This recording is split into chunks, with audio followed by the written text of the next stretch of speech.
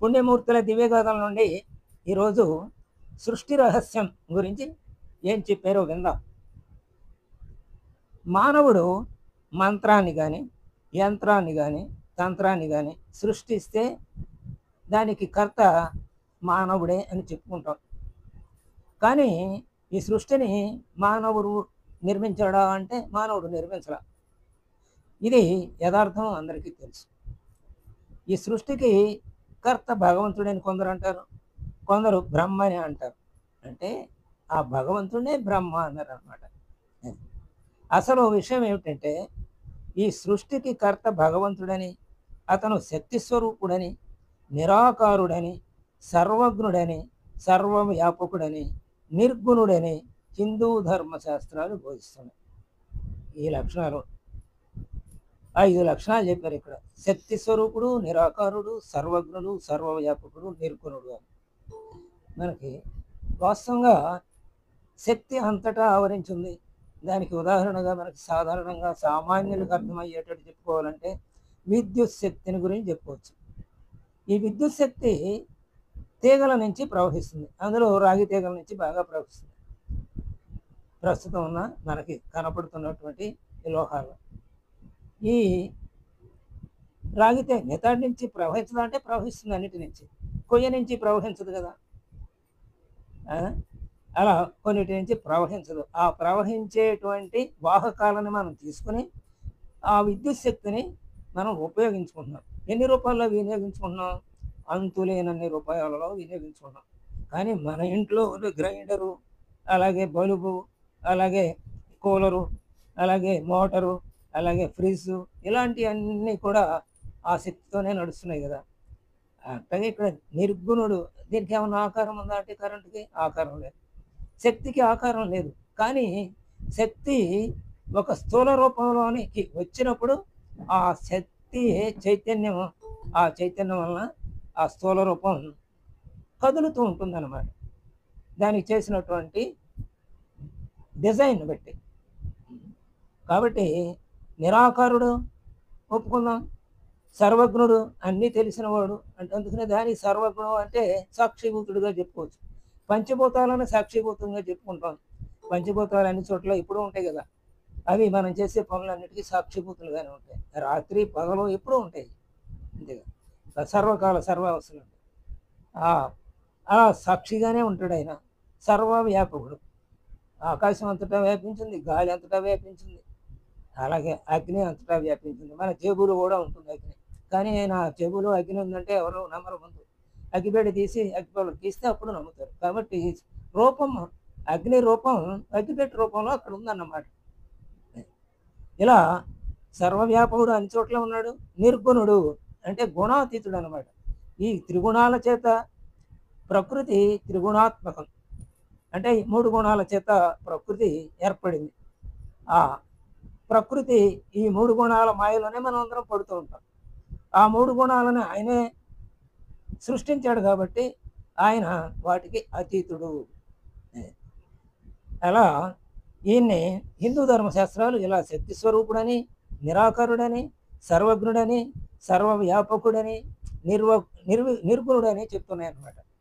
భగవంతుడు మొట్టమొదట ఆకాశాన్ని సృష్టించాడు. వాయువు, అగ్ని, జలము, పృథివీ అనే పంచభూతాలు ఒకదాని నుంచి ఒకటి వచ్చినాయి. ఆకాశం యొక్క గుణం మనకు తెలుసు, శబ్దమని. అలాగే ఆకాశం నుంచి వచ్చిన వాయువు, ఆకాశం యొక్క తల్లి యొక్క గుణము, తన గుణము రెండూ కలిగి శబ్ద స్పర్శాలు రెండూ కలిగి ఉన్నాయి. అలాగే వాయువు నుంచి అగ్ని పుట్టింది. ఆ అగ్ని శబ్దస్పర్శ రూపం, అంటే అగ్ని వచ్చేటప్పటికి, అగ్ని సృష్టించబడేటప్పటికి రూపం వచ్చిందనమాట. అంతకుముందు ఆకాశానికి వాయువుకి రూపం లేదు. ఆ తర్వాత ఈ 3 గుణాలు కలిగిన, అంటే శబ్దస్పర్శ రూపాలు కలిగినటువంటి అగ్ని నుంచి జలం వచ్చింది. ఆ జలానికి రుచి ఉంది, అందుకని శబ్దస్పర్శ రూప రసము అంటారు. అంటే రుచిని రసం అంటారు. అది జలం లక్షణం. అలాగే ఆకాశ, వాయు, అగ్ని, జలములు, ఈ జలం తర్వాత జలము నుంచి పృథ్వీ ఉద్భవించింది. ఈ పృథ్వీకి గంధము లక్షణం. అయితే తల్లి లక్షణాలైనటువంటి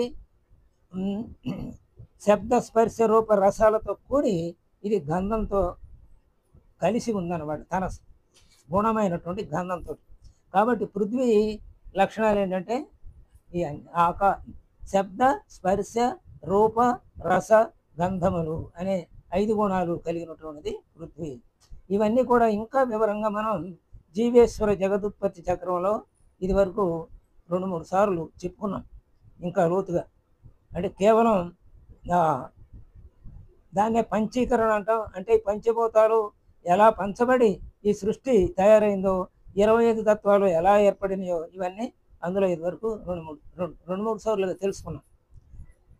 ఇక ఈ పంచభూతాలు ఈ రకంగా భగవంతుడు సృష్టించాడు. ఒకదాని నుంచి ఒకటి అట్లా ఆకాశము, వాయువు, అగ్ని, జలము, పృథివీ. అట్టి పంచభూతాలకి శబ్ద, స్పర్శ, రూప, రసగంధాలు అనే గుణాలు కలిగినాయి. అది కాకుండా రజోగుణం, తమో గుణం, సాత్విక గుణం ఇవి కూడా సృష్టించాడు పరమాత్మ. అందుచేతనే ఈయన గుణత్రయుడు అన్నారు. అంటే 3 గుణములతో కూడినవాడు, ఆ 3 గుణాలకి అతీతుడు. ఎలాగంటే ఒక విలుకాడి విల్లంబులు చేతిలో వెనకల అంబుల పొది ఉంటుంది విలుకాడికి. ఆ అంబుల పొదిలో అనేక బాణాలు ఉంటాయి, అనేక అస్త్రాలు ఉంటాయి. వారుణాస్త్రం, ఆగ్నేయాస్త్రం, గరుడాస్త్రం, నాగాస్త్రం, ఇలా రకరకాల అస్త్రాలు ఉంటాయి. వీలుక అర్జునుడు ఇలాంటి పెద్ద పెద్ద యోధులు మహారథులను చూసుకుంటే అవన్నీ వాళ్ళ దగ్గర ఉన్నాయి. అంటే వాళ్ళతో కూడి ఉన్నాయి. వెనకాల ఆ శరీరానికి ఆనుకునే అంబుల పొది ఉంటుంది. దానిలో నుంచి ఏది కావాలంటే అది వాడుకుంటాడు. ఎవరి మీద శత్రువు మీద వదలాలి అంటే ఆ తర్వాత దాన్ని మళ్ళీ ఉపసంహరిస్తాడు కావాలంటే, లేకపోతే ప్రయోగం అయిన తర్వాత మళ్ళీ వచ్చి అంబుల పొదిలో చేరుతుంది. మళ్ళీ ఇంకోసారి అదే అస్త్రాన్ని ఉపయోగించాలంటే ఉపయోగించగలడు కూడా. అంటే అలా వారితో కూడి ఉండి అంటే గుణత్రయుడయి ఆ గుణాలకు అతీతుడుగా ఉన్నాడు అనమాట. అంటే బాణం వదిలిన తర్వాత ఆ బాణం ఆయన చెప్పు చేతుల్లో ఉపసంహరించబడటం కూడా ఆయనకు వచ్చు. అలా గుణత్రయుడు, గుణాతీతుడని కూడా ఆయన పిలుస్తారు. ఇక ఈ రజోగుణం, తమో గుణం, సాత్విక గుణాల రూపంలోనే ఈ 10 అవతారాలు కూడా వెలువడ్డాయి. ఆ 10 అవతారాల్లో ఈ 3 గుణాలతో ఆయన అవతరించి ఒక్కొక్క అవతారంలో ఒక్కొక్క రకం గుణంతో ప్రవర్తించి ఆయన ఈ సృష్టిని కాపాడాడు. ఇక తామస అహంకారం నుండి గుణత్రయుడు అని పిలిచిన తర్వాత ఇప్పుడు అహంకారం నుండి ఇంకేం వచ్చినాయో చెప్తున్నాడు. తామస అహంకారం నుండి ఆకాశం పుట్టింది. వికారానికి లోయైన ఆకాశం నుండి వాయువు పుట్టింది. అంటే వాయువు ఎలా వచ్చిందో ఆకాశం నుండి ఇట్లా చెప్తున్నాడు అనమాట. అలాగే ఆకాశం శబ్దగుణానికి నిలయమైంది. వాయువు శబ్ద స్పర్శలకు ఇందాక మనం చెప్పుకున్నట్టుగా అనమాట. ఇలా ఈ పంచభూతాలతో ఈ సృష్టి ఏర్పడింది. సాత్విక అహంకారం నుండి దిక్పాలకులు, సూర్యుడు, వరుణుడు, అలాగే ఇంద్రుడు, చంద్రుడు, అశ్విని దేవతలు మొదలగు అనేక మంది జన్మించారు. ఆ తర్వాత ఈ సృష్టికి పూర్వం ఈ జగత్తంతా నిర్మానుష్యం. అది ఏ విధంగా ఉందో ఊహించలేం. ఆ తర్వాత ఈ సృష్టి అంతా ఈ 25 తత్వాలు ఇవన్నీ ఎట్లా ఏర్పడినాయో రేపు తెలుసుకుందాం. స్వస్తి.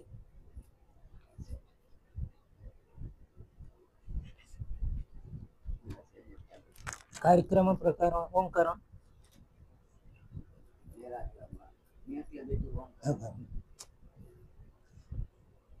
తనే చెప్పేస్తుంది.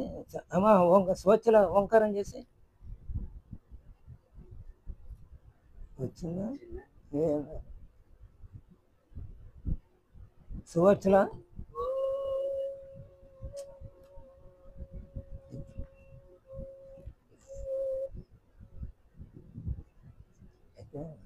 ఓపెన్ చేసిన చూడటం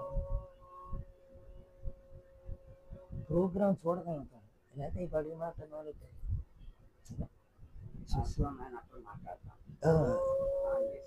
అవును. సుశీల వచ్చిందా? వచ్చింది. భక్తవత్సలం గారు వచ్చింది. శ్యామలాది ఆపదాం ఇచ్చారు. శ్యామలాదేవి రాలేదా? రాత్రి గారు ప్రకాశ్ గారు వచ్చారు. రాంబాబు వచ్చాడు.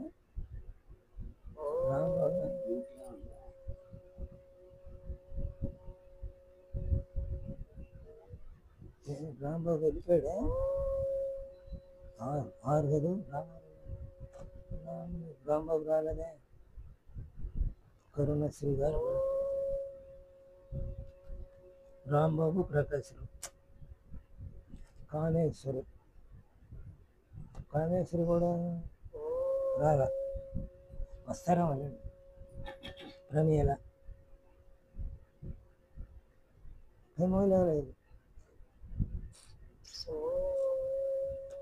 సరే, సుశీల ఉంది, భక్తవత్సలం గారు ఉన్నారు అంతవరకు.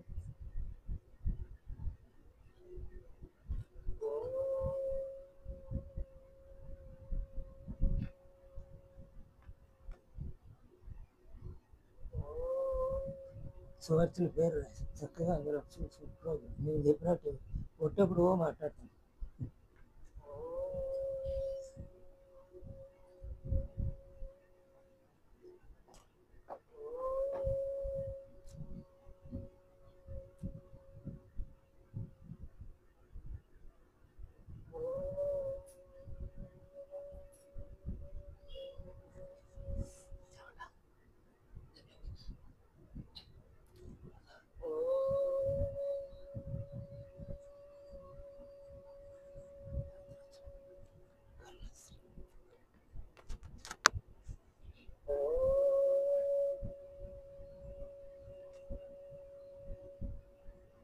పాట ఎవరికి కరుణశ్రీ శ్యామలాదేవి రాల పాటకి ఎవరికి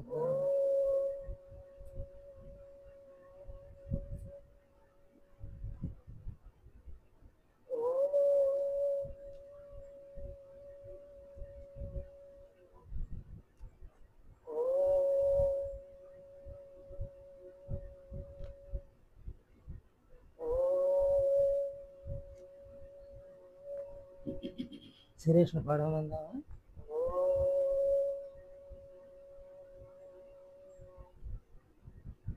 సుబ్రత్నం గారు పాడుతున్నారు, మర్చిపోయాను. సుబ్రత్నం గారు వచ్చింది, భక్తవత్సలం గారి సుబ్రత్నం.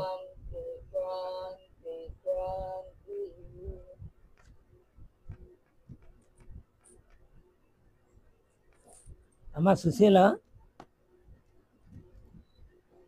సుశీల నీ పేరేగా ఉంది మృత్యుంజయ మంత్రం.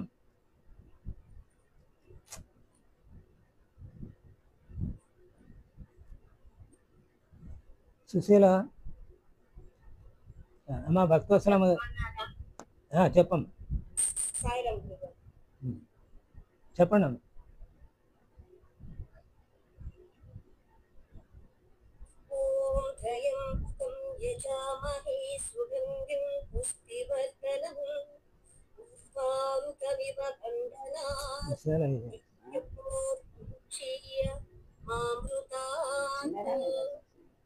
విశాల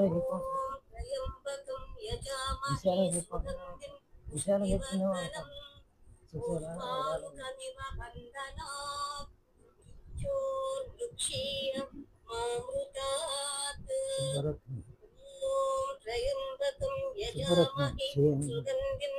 చెంగల్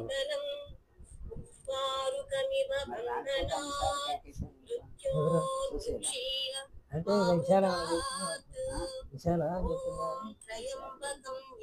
మన పాడమని కదా చెప్పలేదు మాట.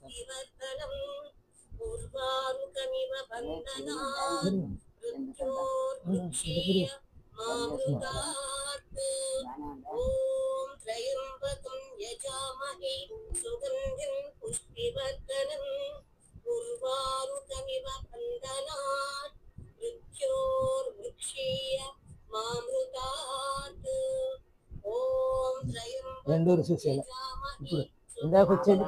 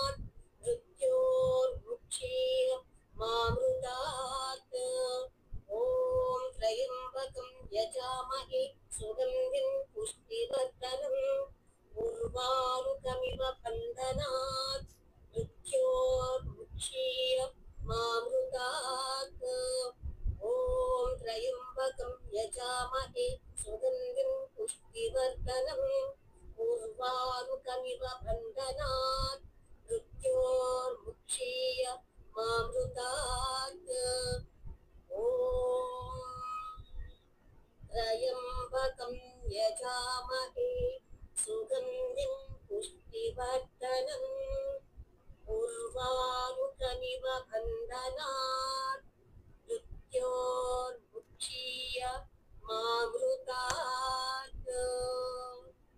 ॐ शान्ति शान्ति शान्तिः। అమ్మ సుశీల, నువ్వు ఆపుతా మహోత్తరం చెప్పమ్మా. నువ్వు చెప్పాల్సిన మృత్యుంజయ మంత్రం చెప్పడానికి రాలా నువ్వు ఇప్పుడు.